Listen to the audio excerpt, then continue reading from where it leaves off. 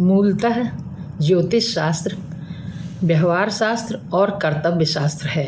इस बात की सत्यता की जांच करने के लिए एक राजा ने एक बार ज्योतिषियों की सभा बुलाई। सभी के आने पर राजा ने कहा कि जन्म पत्रिका के हिसाब से मेरा तो यह योग था कि मैं राजा बनूं, किंतु उसी समय जो और लोग जन्म लिए हैं वो सभी राजा क्यों नहीं बने?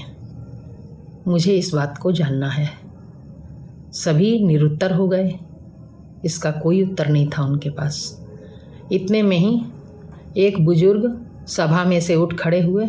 उन्होंने कहा, आपके प्रश्न का उत्तर कौन दे राजन, किंतु मैं बता सकता हूँ कि आपके प्रश्न का उत्तर कहाँ मिलेगा। आप यहाँ से जंगल में बहुत दूर जाइए, वहाँ एक महात्मा मिलेंगे, वो आपको आपके प्रश्न का उत्तर देंगे। उत्सुकता के कारण राजा उसी दिन निकल पड़ा। जंगल में काफ़ी दूर जाने पर एक महात्मा मिले जो आग अंगारे खा रहे थे और राजा को देखते ही बोले, तुम्हारे प्रश्न का उत्तर देने का मेरे पास समय नहीं है, तुम जाओ, मैं भूखा हूँ, मुझे खाने दो। आगे एक कोई महात्मा मिलेंगे जंगल में, वो तुम्हारे प्रश्न का उत्तर देंगे। फिर भी राजा उत्सुकतावश चलता गया। बहुत दूर गया, रात आ गई, फिर भी राजा रुका नहीं और हिम्मत करके बढ़ता गया जंगल में। बहुत ज़्यादा दूर जाने पर एक महात्मा को देखा कि अपने ही शरीर का मांस नोचकर और खा रहे थे। वो भी बहुत नाराज़ हुए राजा को देख के। बोले, तुम्हारे प्रश्न का उत्तर देने का मेरे पास बिल्कुल समय नहीं है, मैं भूखा हूँ, मैं खा रहा हूँ। आगे एक आदिवासियों के गांव में एक बालक जन्म लेगा। वो सिर्फ 5 मिनट जिंदा रहेगा। अगर तुम सुबह होने के पहले उस गांव में पहुंच जाते हो तो तुम्हारे प्रश्न का उत्तर तुम्हें मिल जाएगा।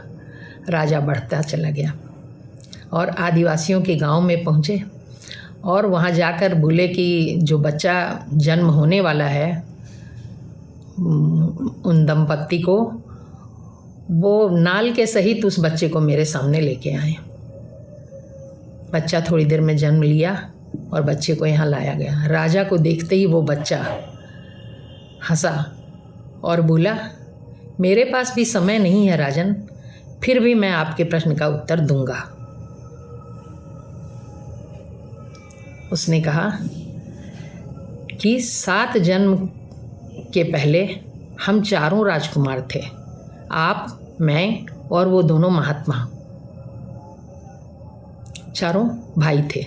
एक साथ जंगल में गए, वहाँ रात हो गई और फिर हम लोग 3 दिन तक जंगल में भटकते रहे, भूखे प्यासे, भोजन नहीं मिला।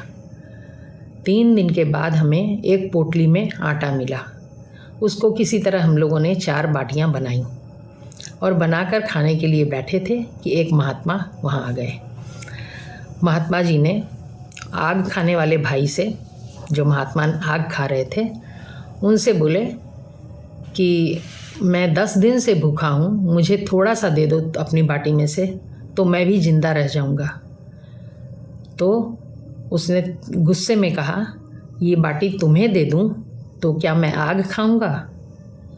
फिर वो दूसरे वाले महात्मा के पास गए, यानी दूसरे भाई हमारे, उनसे भी मांगा कि थोड़ी सी बाटी मुझे भी दे दो, मैं ज़िंदा रह पाऊँगा।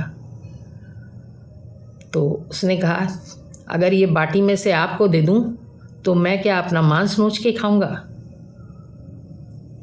इसके बाद महात्मा आगे बढ़कर मेरे पास आए और मुझसे भी उन्होंने बाटी मांगी। मैंने कहा, आपको दे दूँ तो क्या मैं भूखा मरूं?